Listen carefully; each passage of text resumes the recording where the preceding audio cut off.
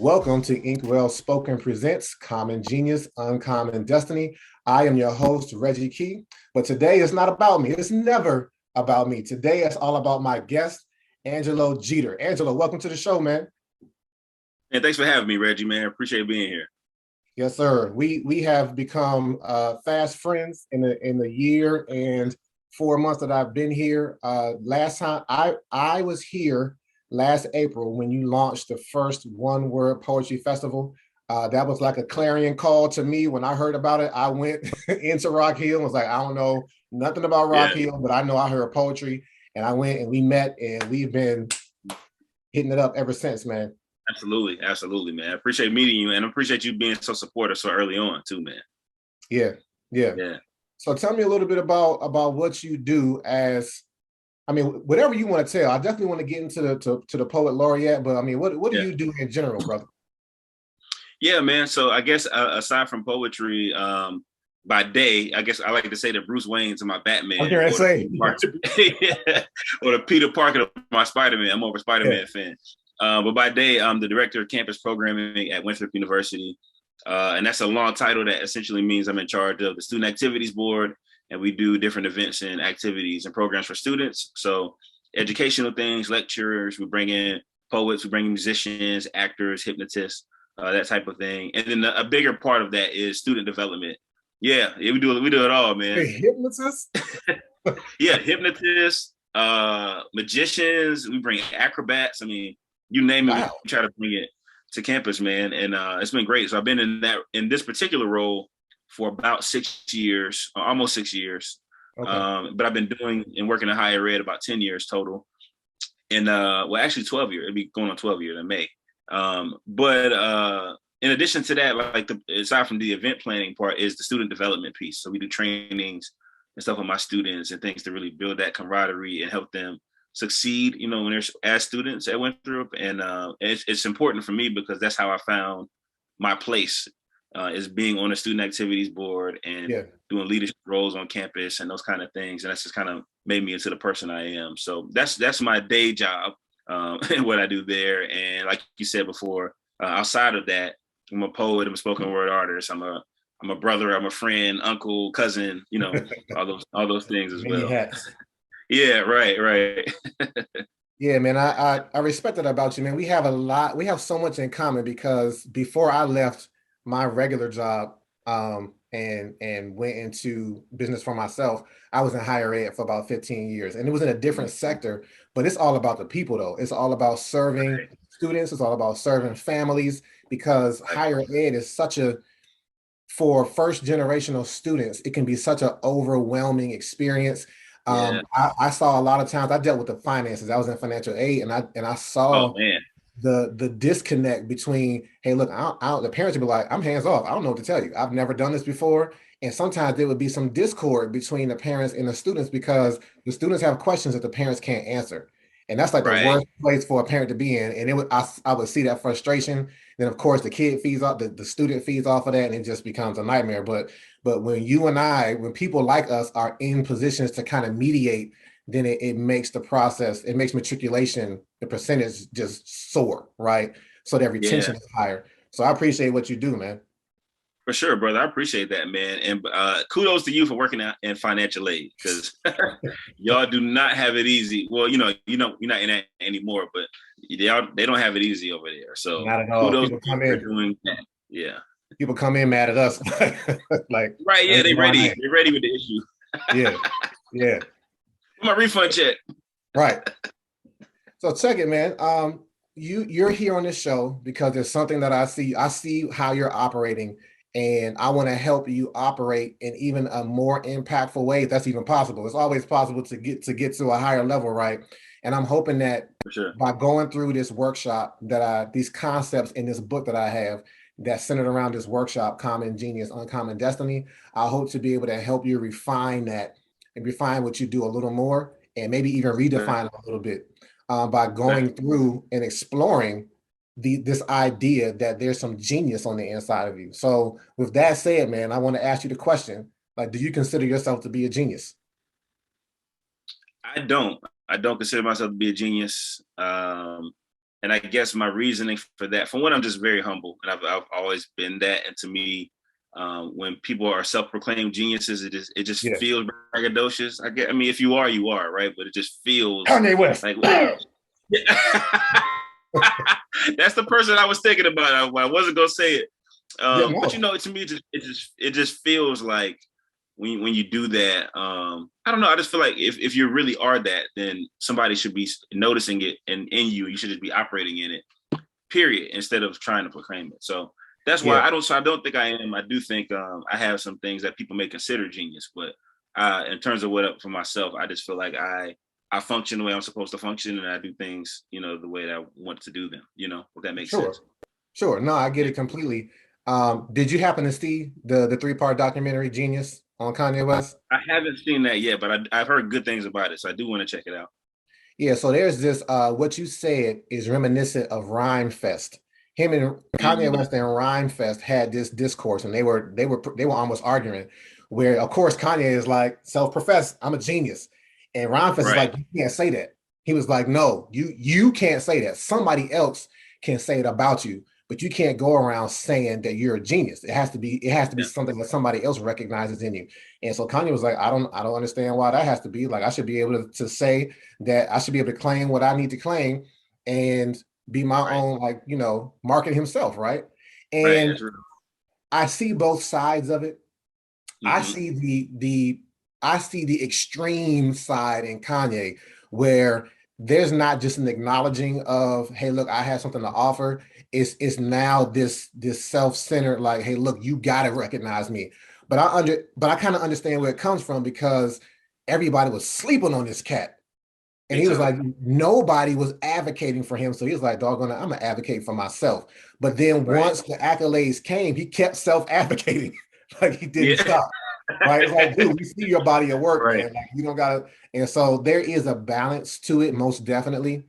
But Sure. where I encounter people most often, Angelo, and by the way, the creatives that I've interviewed, they all are self-proclaimed. They're like, yeah, I'm a genius. They're the only ones. My creatives, they're the only ones who are like, yeah, I'm a genius. But everybody else Yeah. has this humility about them. And there's nothing wrong with humility, like you said. But what I've Mhm. encountered, Angelo, is that there's so many people who have spent years discounting themselves, that they need someone to come along and just lift them up a little bit, right? And Mhm. to let them Yeah. know, I see something on the inside of you. There is something that you're designed to do that nobody else can do. And in that design is your genius. Right. And it's not for the purpose of then going out and just, hi, I'm Andrew, like Wiley Coyote. Wiley Coyote, super genius. Like, this is who I am. This is on my card now. It's not like you go around saying it out your mouth, but you you Right. you can do things with a little more confidence when you're like, you know what? I know what my name is, and I know I'm a genius, and I know that what I'm doing has effect. Um, For sure. this is most relevant in a population, a demographic that you and I both serve, and that's our youth, Yeah. because so much of our youth have just been beaten down and have all these different labels, mislabels that have been put on them, that have them thinking less than what they're supposed to be and who they really are. So, and I know you've encountered that. Like, how you see that, right? Oh yeah, all the time, man. I mean, especially with youth, I think because I mean, from a personal experience, I moved around a lot, and so I always feel like I had to try to fit in, but that wasn't necessarily recognized for what I was doing. That was great, and things. I do recognize I do some great things, right? Even if I don't call myself a genius, I do recognize the greatness in some of the stuff. So I Yeah, always have. But to your point, with kids these days, with teenagers especially, because social media is very prevalent and that's how they get their interactions. So every day in the comment or something, somebody's going to say something super negative about you, and that's going to make you feel less than or unworthy or unvaluable and not valued, and that you don't have anything unique to offer. right. So yeah, I definitely see that very commonly. And the crazy thing about it, Angelo, is these negative comments in social media, sometimes they come from people who they don't even know. Like, you shouldn't even be taking what this person is saying to heart. But it's just like the human condition, we almost look for affirmation on things that we see about ourselves that we don't like, we almost look for it in other people. And then when we see it, we clamp onto it like I knew I was defective. And that's a flaw in our thinking, because to me, true humility is not thinking too highly or too lowly of yourself. Right. It's really about getting that middle point and being like, I know I have value, so that when my biggest thing is, I want people to have this label put on them like, hey, you're a genius, so that when somebody else comes along and says something negative in the comments or puts another label on you that's not true, you can be like, nope, because I know that at the end of the day, at the beginning of the day and the end of the day, I'm genius. So anybody is saying anything less about me, I'm not going to receive it. It's all about comparison, but it's all about how you see yourself and the value that you have, right? Mm-hmm. Yeah. So in that, let me ask you this question: like, who, aside from Kanye West, who comes to mind when you think of this word genius? When you see it, when you see this word, when you hear it, who comes to mind? Like, no, they a genius though. The first person that came to mind just now, you asked me that, was Stevie Wonder. Okay, Stevie Wonder. Yeah. All right. Yeah, I think he's a musical genius. I was just watching this documentary on Quincy Jones, and Oh, Stevie another came one. up, and I was like, "Oh snap!" Like I realized Quincy was the man, but I didn't realize how much he was the man though. This Quincy dude is the was man, a man. yeah, he was the original super producer from the South Side of Chicago. I didn't even know that he was from the South Side. Like yay, right? Yeah, I didn't know that either. Yeah. Yeah, that's what the documentary revealed. So I thought that was interesting. But the way he addressed his talent was much more on the humble tip than his successor, Kanye, right? Mm-hmm. And to be honest, he's done way more. I mean, he's led orchestras and things like that, but he's still Sure. kind of chill. And so yeah, Stevie Wonder is a good one. I love that, because when I do these workshops, the names that come up are often not African Americans. And so to recognize our genius and our contributions is good, right? So I appreciate Yeah, you saying it. of Um, course, man. the person who I hear most often though, is Albert Einstein. Mm, Like that's the number one, right? And I'm right. not taking anything away from Einstein, but there's something that is happening.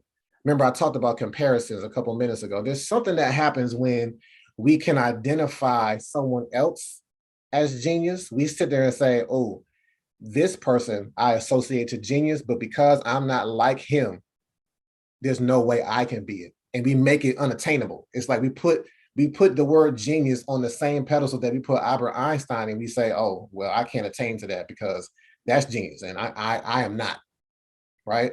Right. Yeah. And you want to speak to that? Oh no, go. I'll let you finish. I'll chime in a second. No, go ahead. Go ahead. Well, what I was going to say is what you made me think about when you mentioned Einstein is because I think I'm a victim to that too, especially as a younger person. We would always say that Albert Einstein is a genius, E equals MC squared, all that stuff. He's like, I But don't know what really, I have no idea what that means. And I mean, I'm just not a math person. Have no idea. But I know it means something significant. But yeah. but well, a lot of time we consider somebody genius because we don't understand. And that doesn't mean that they're genius. It doesn't mean that they're not genius, but a lot of times it's like, oh, well, they're just on a different higher level of thinking than me. So Yeah. that makes them a genius. But it may not be higher level, it's just different. And It's just so different. yeah, and sometimes we assign those things that we don't understand because we think we're not genius or we're not brilliant or smart. And so it's like, oh, well, if they're talking like this, then they must be genius or brilliant or what have you. But because we don't understand that language, we don't think we are. Language. That's important. I'm gonna get back to that. That's Yeah, that's good. yeah. So that's exactly what happens, man. And the thing about it is that genius, in his example, was about physics. In his world, it was related to IQ. In his Mm-hmm. world, I don't. It's ironic. I don't know what his GPA was, but I heard that he was not a good student though. Actually, because his language, his way of learning was different. I mean, I heard that, I've read that he got a note sent home in secondary school, like, yeah, you might want to make sure Einstein works with his hands because his brother's not, it's not clicking for him. in school. And it wasn't that it wasn't clicking. He was just on another level. He was thinking Right. outside the box, and the teachers they were like, they wanted him in the box. He was like, no, I think outside the box. And of course, this happens today. If a student doesn't ascribe to how the teacher is teaching, then they're cast to the side, like something's wrong. They're not trying to pick up how we're teaching, and so we can't teach them, and now they're unteachable. But I'll get to that in the language in a minute, because that gets back to this language though. But the thing that I want to really drive home is Albert Einstein was just one type of genius. Mm-hmm. And there's so many other types that exist outside of high IQ, high GPA, physics, E equals MC squared. And once we begin to understand that, then we can begin to get a little closer to it. And like, well, if he's just one type, what others are there? Yeah, right. Yeah. So there's this quote that comes from Einstein. As far as I've researched, it comes from him. And it's ironic if it's true that he said this, that he's saying it. And it's really interesting. Let me know if you've heard it before. Okay. Okay. It goes like this. I am paraphrasing a little bit. It goes, if you judge a fish by how well it can climb a tree, it'll spend its entire life thinking it's stupid. I haven't heard that, but that makes a lot of sense. Yeah. Like, how are you processing that, man? Well, I mean, for one, there's so many levels and layers of that. But just in a practical sense, a fish can't climb a tree, right? So if you're focusing on something that you're not made to do or physically able to do, then yeah, you're going to feel like a failure because you're not able to do that particular thing. Like for me, for example, I would never be a brilliant skater. I can't skate. I'm not a gymnast. I'm not a dancer. I like to think I can dance, but I can't, so I will never be that. But if I can focus on the things that I am made to do, that is my natural talent, which is writing and literacy and speaking and that kind of stuff, similar to the fish focuses on what they're made to do, then they'll be, operating in that. Right. In their element, in this fish's element. Right. It'll be considered a genius. Like you said, sure. Like, I joke around a lot with kids and with some of the people that I've interviewed. I'm like, look, I know it's been crazy in the past couple of years with coronavirus and all manner of stuff. But I'm telling you what, man, I'm going to get on the first flight off this planet if I see a fish in a tree. So I'm like, what, something ain't right. Like the earth is off and it's a wrap. Like I need to find a new planet because that's not what's natural. Fish don't belong in trees. Fish belong in the water, right? They were designed, that's their element, that's their lane. They were designed to swim. And so, it's that person that keeps coming along and telling the fish, you're stupid because you're not climbing this tree. That's like that person on social media that jumps on, the troll, right? That jumps on and says some comment about somebody, most of the time from a place of self-hate and a place of hate. And they're sitting there trying to make this person feel less than. But like, yeah, why would anyone in their right mind look at a fish and be like, well, this fish is not operating right because it's not climbing a tree? I mean, put it back in the water and see what happened though. And see if you don't change so this, like you said, this works on a couple different levels though, because if this fish begins to hear this messaging over and over again, and no one ever tells them like, you belong in the water though. Like your whole design is meant to be over here, then they're going to begin to believe it. And the thing about it, if a fish stays out of water long enough, what's going to happen? It's going to die. It's going to die. Mm-hmm. And if your genius is not being recognized in the proper element long enough, then it can die as well. But I'm about bringing life back to people's genius, regenerating it, right? And so, if you put this fish back in the water, like it's going to shoot off and you're going to see it perform in a way that you didn't even realize, or it didn't realize that it could do because of all this negative speech that's been around it. But that's what we do to ourselves a lot. We don't let's forget about somebody else. We do that to ourselves, and I don't know what it is. It's some I heard you say is you moving from place to place. You kind of went through a period of time where you probably felt rejected, and I went through that too. Like I didn't move around a lot. But I had this sense of not belonging early on in life. And, as I got older and got into middle school, people started putting different labels on me because I actually, did do well in school, and people started being like, well, nah, you a geek and all this other type of stuff. I didn't hear any positive affirmations. All I heard was negative. So I was ashamed of something that I did well in. I mean, I continued to perform because that was just in me, but there was some shame and guilt associated to it, right? Yeah. And then I started to own it when I was younger. I remember being in like fifth or sixth grade, and I had transferred to a public school from a private school, so it was torture for me. They was like, "Who is this dude? Like, why he got his shirt tucked in? Why are his jeans creased? Why why is he like answering all the questions? Like, who is this dude?" Right? Yeah. I Yeah. remember I remember we were doing some trivia, some holiday trivia game, right? And Mhm. the question was what song is sung or what song is played during New Year's Eve. And of course, everybody was like, I don't know what that is. I don't know. And I was like, Auld Lang Syne. And it was like, what? Who is this dude? Like, how do you know that? And so that was the first time I probably got some recognition where they actually dapped me up. They was like, yo, you're a genius. And I said, no, hold on, pause. No, I'm not. I said, let me tell you how I know that song. Because a Yeah. lot of times genius is really about exposure to Right. different things. And so check my exposure out. Check how I knew this.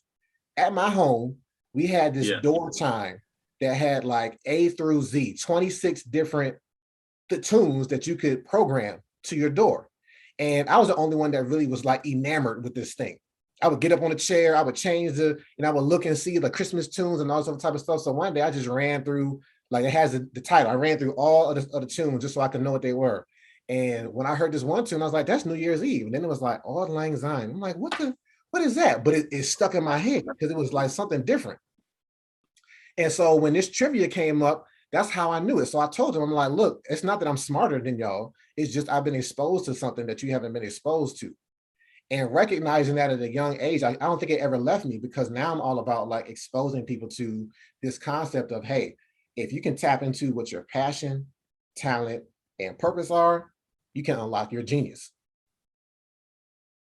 Absolutely. That's great. That's great, man. That's a great story.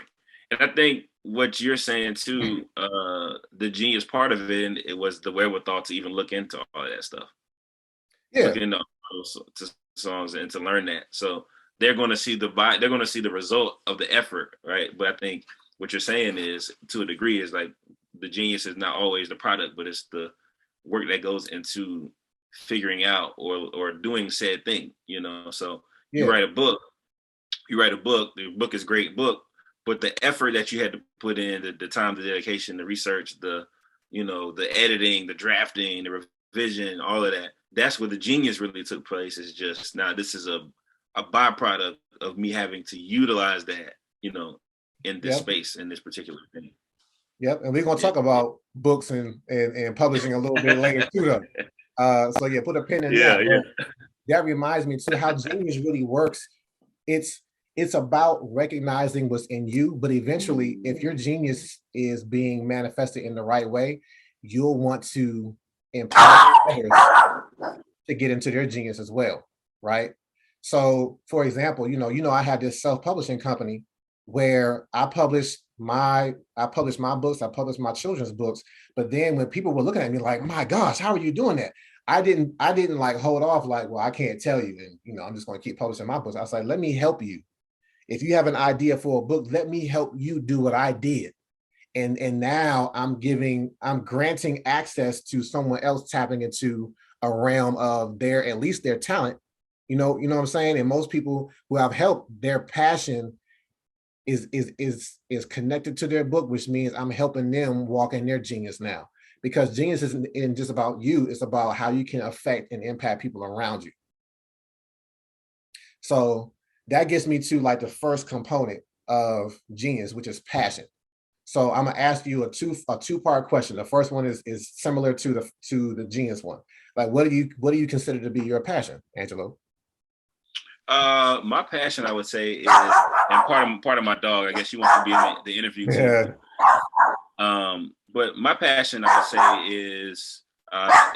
is helping youth, for one, and then I think for me it's helping them discover who they are and their identity through the power of words and the power of language, and you know, and kind of harvesting and manifesting that. That's what I would say my passion is. Okay. All right. I like that. So I'm gonna get another dimension to it though. All right. So the next question, the follow-up question that I have to that, before I get to it, I need to redefine passion though. All right. As it relates to genius. Most people, when they think of passion, you know, they think of love. Do what you love. We tell kids all the time, when you get your career, do what you love. But I come from a different perspective. When I start talking about what are you going to do with your life, I actually start to ask the question, tell me what you hate, or what is it that you hate?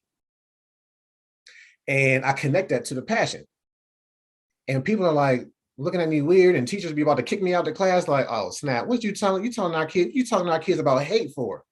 But the reason why I center your passion around doing what you hate is because the thing that you hate is the thing that you see around you that's broken, that impacts either you in a negative way or people that you care about in a negative way.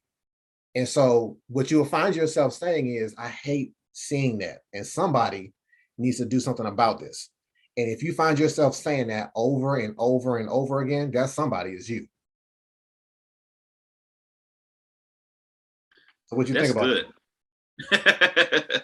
That's really good. I never thought about it in that sense, but yeah, I think for me, that's where a lot of that comes from in terms of my passion for people and wanting to help others, is because I feel like sometimes as a kid, you know, as a younger person, I didn't feel like I had that.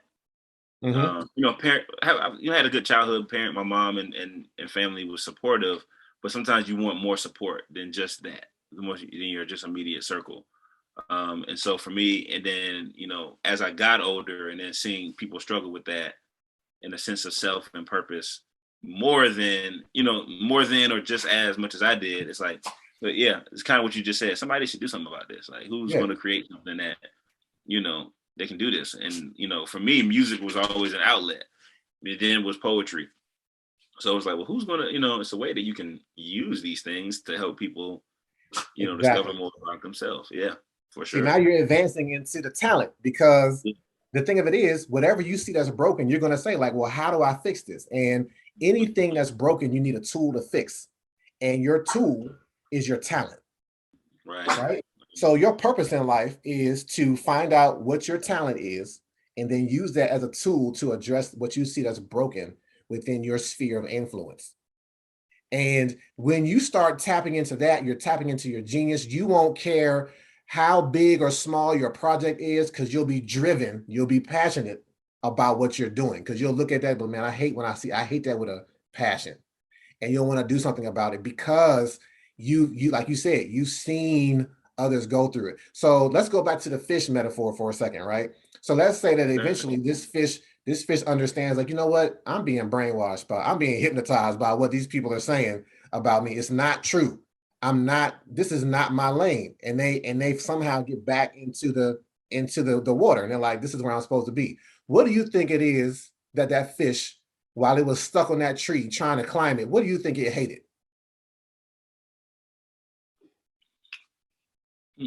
I guess the fish would hate that it's not succeeding, or it's not going anywhere. Yeah. But then, like, remember, it's being bombarded with this negative affirmation. Like, Mm, you stupid. You can't climb this tree. You dumb. Right? It's hearing that all the time. That's gonna be what it hates, right, right. right?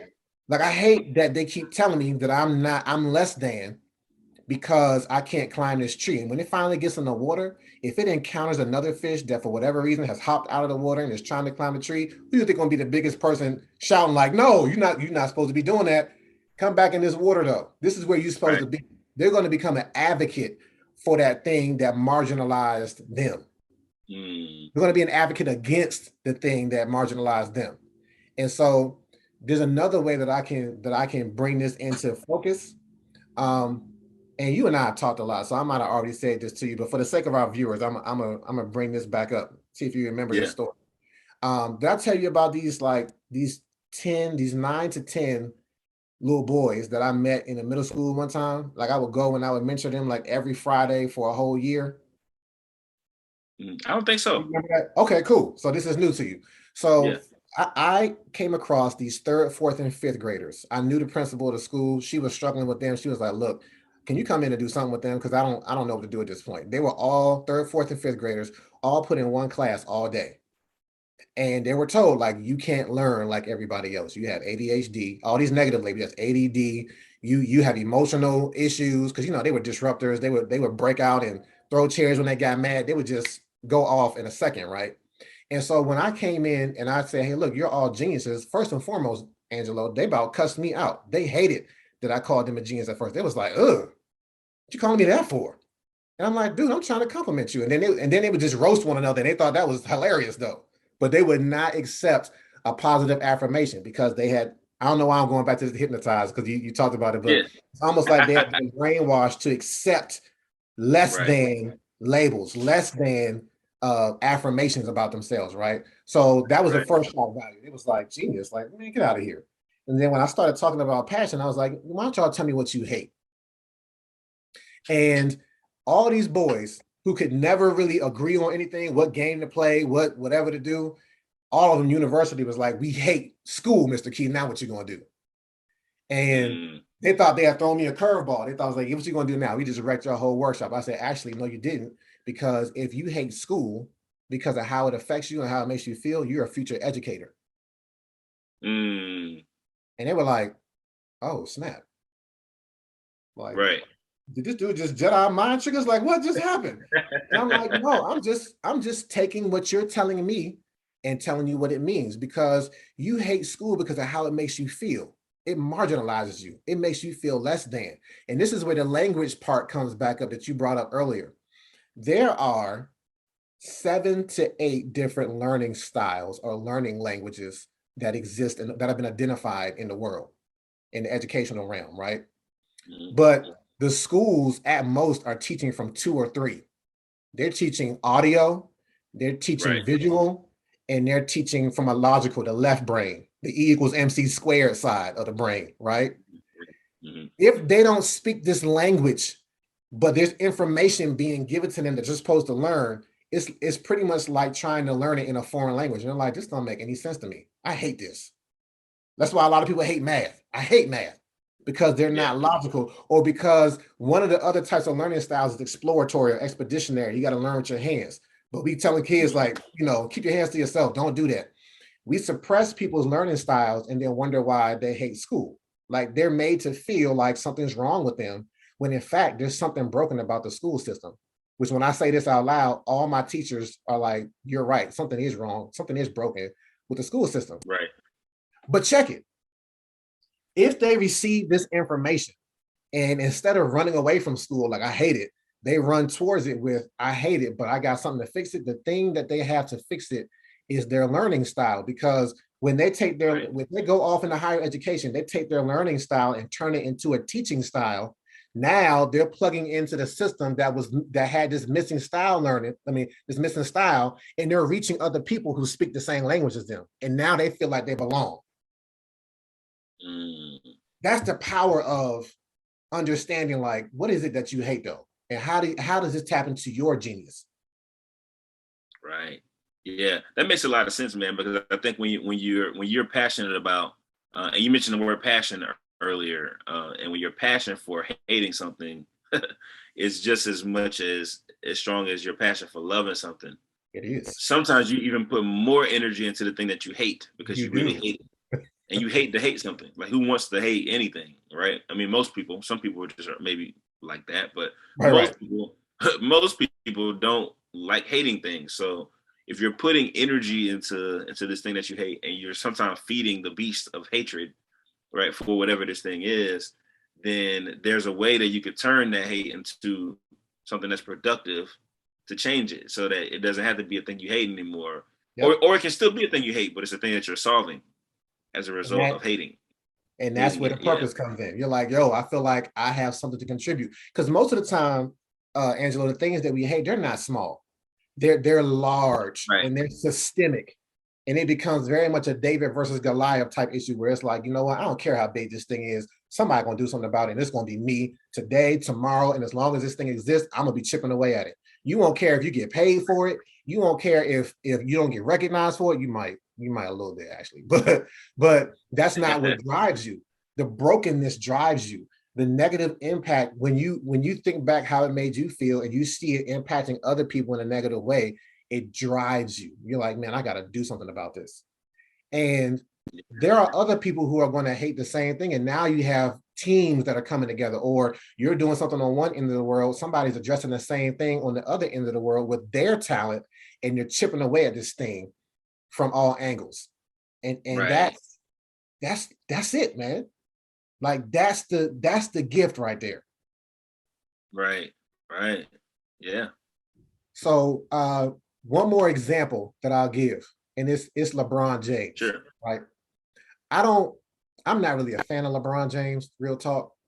But I'm not like I'm not a hater though. Like I recognize Yeah. what he's done on the court, but more than what he's done on the court with his talent, because the basketball, if you were to I interview some sports people and they say like, well, the sport that I play is my passion. And then I was like, okay, that's cool. And then I walk them through the equation, and then we reassess and say your sport is your talent. But what are you addressing that's broken in the world that's a part of your passion with your talent? And so I see Right. LeBron James doing that off the court. And you may know where I'm getting at, Yeah, for right? sure. What Yeah. am I getting at? What did he do? Well, he's done a lot, but he's spoken up against social justice issues. He's created a school. Right there. Yeah. Mm-hmm. Right there. I Mm-hmm. believe if I interviewed LeBron James, if I asked him, what did you hate growing up? He would say, I hate it. I hate poverty. I hate that, the community that I grew up in Akron, Ohio was impoverished. We had the poorest schools. We had the least resources. I mean, he had to go into private school just to make sure that he could play basketball because his public school system was failing him. And he needed to make sure that he got to the levels that he got to by preserving the academic part that would supplement his basketball, right? And so he did something about it. He didn't, when he got his rings, when he got his money, his endorsements, he didn't just say, I'm gonna get my mama a house or two. I'm gonna give me some change and some cars and I'm good. He said, no, I'm gonna go back to the community I grew up in. And I'm not gonna just open up a private school. I'm gonna open up the top-notch public school for all access, for everyone to be able to access the most up-to-date books, the most up-to-date computers, the best staff, the best teachers, because he knows what it was like to come up in that system and be without. That makes perfect sense. I never thought about it in that sense, but yeah, absolutely. Yeah. When you come from and I like LeBron, so I'm not a hater either. He's not my favorite player, but he's cool. But yeah, I think to your point, one of the things with him too, and I think this, I guess, applies to other people, is like you see the evolution of their passion or something, I guess the hatred of something that becomes their passion evolving over time, right? Because I would say that's a fairly new, like all these things happening, from speaking out on things, the school, are things we've seen in the latter half of his career. Mm-hmm. But they may have always been things that existed, but it was maybe he didn't feel like he had the means or the energy Platform. or the time and attention to it. So I'm sorry, go ahead. No, I was just adding to what you were saying, the platform. Right. Or the platform, right? So even if we don't have the ability to actualize whatever it is that we want to do, that doesn't mean it didn't exist beforehand. Right. And a lot of the time we have things and passions that exist before we even realize it. Like somebody was just asking me today, I was doing an interview for a newspaper, and they asked me, like, when did you get into poetry? How'd you get into poetry? And the first thing I always say when somebody asks me that, as of recent at least, is I think I was just chosen for it. It was just always there. Mm-hmm. It wasn't a thing I consciously said, I'm going to be a poet, I'm going to be a writer. It was just, I was selected. That was something I was supposed to have been doing. And as I look back over the course of my life, there's patterns of me writing random things or writing rhymes in my book, or liking music or liking poems that I didn't even realize was poems. And then, years later, now I'm actually operating in that, but I didn't realize it was that until later, so you might still have these passions and talents and skills early on that you may not be able to manifest and really fully put the energy into them until later on when it's like when it finally clicks, or the means is there, or the opportunity is there. The right environment. Yeah. And so Yeah. I definitely want to get into that. But before we do, I just want to address the hatred thing too, though, because what I always tell kids is like when I ask them, tell me what you hate. I'm like, don't tell me a person though. Like this isn't about people. This isn't about hating people. If anything, it's about, what people do that affects you in a negative way. Like to your point, what LeBron James was able to do, that perfect storm of coronavirus and then George Floyd created this movement, Black Lives Matter, that then he was like, you know what? Yeah, I'm going to speak up on that because, having seen what happened to Kaepernick, he was like, nope, I don't care what you find me. I don't care what, I'm going to speak my mind because this impacts me. It affects my children, my sons especially, and it affects my friends and family. So no, I have a moral obligation to speak about this and a platform to do it. Right. Right. Yeah. And so that implies that, you can have multiple passions, multiple talents, which means you can operate in multiple geniuses. For sure. Absolutely. Yeah. Okay. Yeah. All right. This is going in the right direction, Angelo. All right. So just to get it out the way, you've alluded to it. I've alluded to it, but can you just put it out there? What is your talent? Yeah. So I guess I haven't said that. So my talent is poetry. Yep. Poetry and writing. Spoken word has been the form that I've operated mostly in, but I write poetry in all forms and formats and things. So that's what I would say. And I think speaking is another talent that I have as well. Yeah. So what I would say is the root of your talent. You and I share the same talent, and the ability to write and the ability to speak stems from the talent of being a wordsmith. Right? Because the wordsmith has the ability to capture something on the page, which then tends to end up being spoken on the stage. Right. And so just like how you said, I felt selected with this gift too, because like I said, my mind is geared towards math. Like that's what I thought I was going to be getting into in some way, shape, or form all throughout my secondary and post-secondary schooling. Right. I went to school for engineering. But it was at a really low point in my life, in my freshman year, where I was like not doing well in any of my subjects. I had never experienced that before, that this thing unlocked on the inside of me. And I started hearing this poem and I was like, yo, what is that? It's like, I couldn't ignore it. I had to like write it down and then study this thing. Like, I don't know how I just wrote this, but something got unlocked in me in 1997. I'll never forget. And the thing about that experience that even you're saying you were chosen, you were selected, talent never comes out of nowhere, right? You alluded to it, like you saw, when you look back, hindsight being 2020, when you look back over your life, you saw it manifesting in little areas here and there throughout your life. I didn't really see it that much, but when I talk to people who say, I'm not sure I have a talent, or they flat out say, no, I don't have a talent. I ain't a genius. I don't have a passion. I don't know what my talent is. What I tell them is look at your family, because talent is generational. Talent is passed on through, it's genetic. It's passed on to us through our parents and our grandparents, our forefathers, right?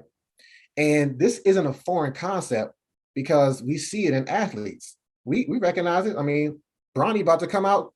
He's supposed to come into the NBA next year, right? Because his daddy has this gene, this talent, right? And it's being honed in him. We see it in entertainers. We see families of entertainers, and we like, well, that's accepted. Like, why we accept it when we see it in other facets and other realms and other industries, but then we get lost when we turn that vision to us and say, well, what is my talent? So I always tell people, like, yo, look at what your parents were doing. They're probably not operating in it now because their environment may have suppressed it. Like, look, I got to put food on the table. I got to feed you children. I got to do all this. I don't have time to explore this talent. It may be a hobby in them now. Look at your grandparents, right? But we are, 2 and 3 and 4 generations away from slavery. We are away from that thing that oppressed us, so that now this talent, when it pops up again in us and in our children, it's like, oh, it might be time to actually be able to explore this and do something with it. Yeah, that makes a lot of sense. Yeah, and what's funny is for you saying that and that it's hereditary is that another conversation I was having with some high school kids last week was kind of going when they asked the same question like how did I get into it and get in poetry and stuff, and I said the same thing as I was chosen, and Mhm. then it kind of just hit me in that moment too that there's definitely people in my family that are musical. My grandfather, I never met him because he passed away when my mom was young, but he wrote hymns and he wrote See? songs, and my dad wrote poetry and all that things I didn't know about till much later in life. And then all my family's musical. I sing and stuff like that too. So so yeah, it definitely exists. That talent exists, even if that's not your thing.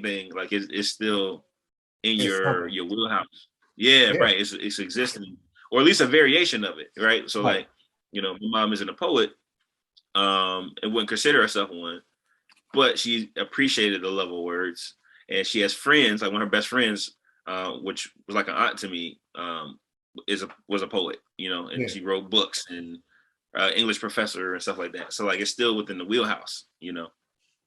Yeah. So Yeah. how would you say, or maybe you need me to speak to it, that you've applied your talent as a wordsmith to the thing that you hate, what you're passionate about? So say it again for me. What are you passionate about again? What's the thing that you hate? Hmm. Well, now you got me rethinking a little bit. What I said originally was I That's probably okay. have more than one. Yeah, probably more than one. But I would say in general, specifically, youth not having an outlet to express themselves and to put their feelings and thoughts into language is one thing. Another thing I hate as of late is the way the conversation and language we use around grief as well, how we don't make it a part of our normal conversation. And so that's been Mhm. something within the past 5 years. That's been the thing that I've realized now, as a result of life experiences. Yeah. But those are the two things that I would say. Yeah. Life is, you said it right there, life experiences. The life experiences are going to, I don't want to say dictate because it makes it sound like you don't have a say in it, but it molds you into For what it is sure. you need to become. It's not meant to destroy you. It's actually meant to give you focus and direction. And For sure. so the talent that you have as a wordsmith, you're using it already. You're walking in your purpose, which means you're tapping into your genius already because you used your talent as a wordsmith to be the second, right? You're the second poet laureate of Rock Yeah. Hill, correct? Yeah. So Yeah. you were doing things beforehand that then created opened a door for you to now give a form of expression, an outlet for people who not only I think you're not just looking for any kids to have an outlet. Specifically, you're looking for those who feel like they don't have a voice, who feel like they're not For important sure. to have an outlet because you know what that felt like. Absolutely. Yeah. 100%. And so you didn't, and here's how I know you can call yourself a genius and it's not you being vain. Yeah. You didn't just say, "Look at me, I'm the poet laureate." First African, you the first African American though, right? I In am. Rock Yeah. Hill, first African American poet laureate. You didn't rest on your laurels. You said, "You know what? I need to develop a youth poet laureate program. I need somebody Hmm. else to experience this at a younger age." Yeah. That's the genius. Like I said, it starts with you building yourself up so that you feel like you have something to contribute to the world, and then you go out and you contribute and you see other people. You're like, nope, you need to get a voice. It's like Oprah. You need to get a Yeah. voice. Everybody gets a voice, right? And it's Yeah. For beautiful sure. to see because you're giving people the the space and the opportunity to let their light shine the way you're letting your light shine, right? And you're not Yeah. saying, well, I'm so special, it's just me and it's all about me. Like, nah, that's when you know you're operating in genius because the humility of it says it's not really about me at this point, though. It's about me helping you. Yeah. Right. And I've Absolutely. heard how you interact with the youth poet laureate. Like she was giving us a little bit of her testimony. I went and listened to her speak last year, and she was talking about how you pour a lot into her. You give her advice on what she writes and when she has to go and perform somewhere. Like you're right there to help her, and that's what it's all Yeah. about, man. Like turning it on other Yeah. people. Absolutely. Yeah, it means a lot. I appreciate you saying that. Yeah, and it's funny, but because too, like, again, I never thought that I would become a poet. Well, let me not say that. When I realized I wanted to be a poet, I figured by the age of 55, I would be a poet laureate. Okay. And that was at least a goal. Was that? Not just saying, okay, yeah. Yeah. So that at the point when I called myself a poet, I'm like, okay, I'll do that. But I didn't expect to get it, 15 years ahead of schedule for one, and I didn't necessarily, anticipate wanting to create a youth poet laureate position either, but because of what you're saying with my passion and the importance that I put on, people finding their voice, and for me, if I had had a youth poet laureate in my city, who knows what that could have That done would have for been a me. game changer. Yeah, and I'm just thinking like, whoa, so how many kids could we affect and touch by just the name of the title, even if you don't know what the title is, just you saying you're a poet laureate and a youth poet laureate is a thing, especially now with Amanda Gorman and things like that, that like is getting attention. It's exposure. Right. Just the name alone. And then for me, I don't just sit on the title. So we're gonna work. You're gonna Oh work yeah, in this role and yeah. you're gonna touch people, and you're gonna have impact. And so that has manifested itself in this way for in an avenue with the poet laureate that I didn't even anticipate, because that wasn't one of my original things in life to be a part of. But Yeah. as life experiences, we're talking about that, and have come across other youth poet laureates in the program, and that kind of thing has manifested into this as well. Yeah. And I mean, that's isn't that the goal at the end of the day? Like Yeah. we realize things at a certain age. And it's like, man, if I would have been exposed to this younger, I could have been doing this longer and having more impact. And it's too Yeah. late for you to go back and you can't get into the multiverse and go back and try and fix this right. But you can affect someone around you that's younger than you and say, look, you can do this though. Like Yeah. you have access to this. This is let me you don't know what a laureate is? Let's talk about it. Right. Now let's see you on the inside of that. And now, and this is exactly what you did as we're even going into the second year for the position. Now you're allowing someone else to see something at a younger age so that they Yeah. can walk in it longer than you and I could, right? Simply For by way of how old they are. So that's it, man. Like if man, let me ask you this question again, because if you say no sure. again, we're gonna have to start this all over again. Like, Angelo, are you a genius, man? Yes, I am a genius. My man. I have done my work. So But you check broke it. it down so well, you couldn't really avoid it. Because Can't avoid it, can you? I would have been lying if I had to say no, I'm not still. So And yeah. look, and iron sharpens iron, man. If you start getting big headed like Kanye, I'll pull you. I'll pull your trend. I know you would. I know Keep you you would. grounded. But no, I'm not gonna have to do that though. Yeah. As we kind of close out, I do want to give you a chance because you got some projects that are happening, like they're Yeah. around the corner next week. So tell us what you're doing, man.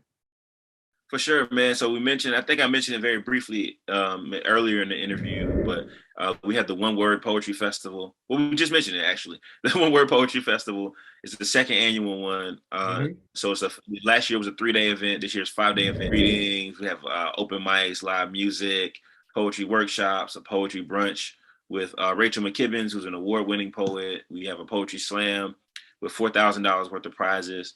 And we literally have stuff for no matter what your age is. Like it's something for everybody during the festival. So that's happening March 30th through April 3rd. So really excited about that, man. That's where my mind and my energy is right now. It's focusing on that, but also in a few months, my debut poetry collection, More God Than Dead, is releasing. So really excited about that. That's been a long Yes, time in the sir. work, long time in the works. So I'm really happy about that, and pre-orders are out now on my website, angelojeter.com as Oh, well. And word? Okay, yeah. yeah. So people can go pre-order it right now. You won't physically get it yet, but you can pre-order it so you can get ahead of everybody else. Yeah. But yeah, so those are the two projects, and there's other things happening too. But those are the two biggest things that I say that I'm putting a lot of energy and time and attention into. Yeah, that's why I appreciate you taking this time, man, because I know that coordinating that. I mean, this is kind of old hat for you, but it's still in a new lane. And even in hearing what you've been doing for the past 6 years at Winthrop, you were built Yeah. for what you're doing. You've been prepared for such a time as this, like pulling together Right. these events, pulling together these people coming, from all over the country or whatever. Like Yeah. you've been doing it for 6 years, and now you get to do it in a vein and in a vessel that speaks to what you care about and what you've been gifted at. So it's like I said, man, it's great to see it in action. Yeah. Thank you for taking the time. Uh, I'm gonna make sure, yeah, when I get off, I'm gonna go pre-order my book, homie. I'm glad you told me. Most definitely. I appreciate that. I appreciate that. I Yeah, really do. yeah. Yeah. That's love. Any closing now? I'm asking you if there's any closing thoughts, but it's really also about me, man, because I just want to make sure that I leave you with like just some more words of encouragement. But yeah, you got any closing thoughts on anything that we've said?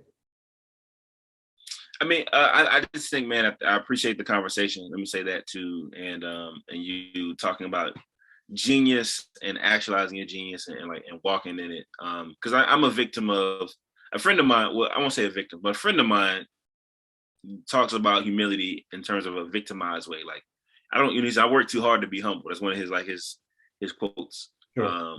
And I get that too, because you do work and you do things that you should be proud of, and you shouldn't, want to push those under the rug. And a lot of times, humility, that's what it turns into. It's like you're just pushing and downing yourself or whatever. Right. So that's one thing that I've been trying to consciously be more aware about, and just not doing that and downplaying myself. Like, yeah, I'm humble, I'm quiet, whatever, but I don't have to downplay myself. I can still talk about myself in a positive way, and talk about what the great things I am doing and not be arrogant. It doesn't Yep. have to be that way. You're just talking about what you're doing, And so I appreciate you for talking about that and then make it just in a different and elevated way. Yeah, man, you're going to continue to give people an example on how to walk this line of I have something to offer, and let your words and your fruit speak for you, but Yeah. also being able to advocate for yourself. The fruit is gonna open doors. You've had your talent has opened doors for you in the past. It's going to continue to open doors, but those doors are going to widen for not only for you but for others by way of this humility that you have to say, "Hey, look, now that my words and my actions have spoken for me, let me tell you about who I am." And you're going to begin to show other people how to walk in this same type of humility so that it's not self-deprecating, so that it's not putting limits on yourself, but it's removing the limitations and being comfortable in what your lane and what your element is. This is going to be an encouragement. You're going to get people more and more and more. You're going to get people to confirm in you what it is that you do and how what it is that you do is liberating them to be able to do what they do. And it's not gonna limit itself to being a wordsmith, being a poet. People are going to be able to see it and apply it to their life in different realms that are completely separate from what you do. And that's exactly how genius is supposed to work. Right. I receive that, brother. I receive and I appreciate that. Yes, sir. Yes, sir. Yeah. All right, man. So that's it. This has been Reggie Key. I'm your host, motivational speaker, and author. This has been Common Genius, Uncommon Destiny. And it is my uncommon cue to see the genius in you. Thanks for joining us for this week's episode. Make sure you pick up the book, Common Genius, Uncommon Destiny, by my dad, Reggie Legend, available on Amazon and at inkwellspoken.com. Connect with us at inkwellspoken on all social media platforms. If you enjoy our content, don't forget to like, subscribe, and hit the notification bell so you never miss an upload.